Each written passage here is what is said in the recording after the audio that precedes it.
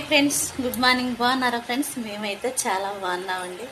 మీరు కూడా బాగుండాలని కోరుకుంటున్నాం. ప్రతి ఒక్కరు కూడా ఫ్రెండ్స్ ఎప్పుడు ఎలాగున్నా కానీ మీ అవసరానికి ఉపయోగపడ్డ వ్యక్తిని మాత్రం, అది ఆడవాళ్ళే కావచ్చు, మగవాళ్ళే కావచ్చు, స్నేహమైన కావచ్చు, ప్రేమైన కావచ్చు, అశ్రద్ధ చేయమాకండి ఫ్రెండ్స్. ఎందుకంటే ఎన్నో బంధాలు ఉన్నప్పటికీ కూడా మన రక్త సంబంధికులే మనకి ఇలువనివ్వరు కొన్నిసార్లు.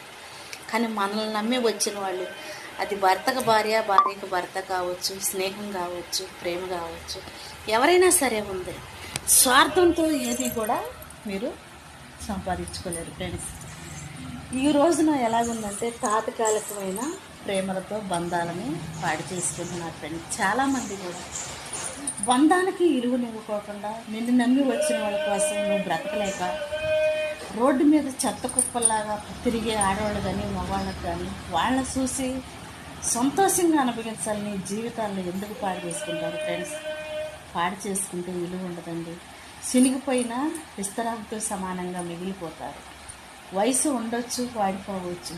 శరీరాన్ని చూసే పుట్టే ప్రేమ, శరీరాన్ని చూసే మోసపోయే కళ్ళు ఎప్పుడు కూడా నిజాన్ని నమ్మలేవండి.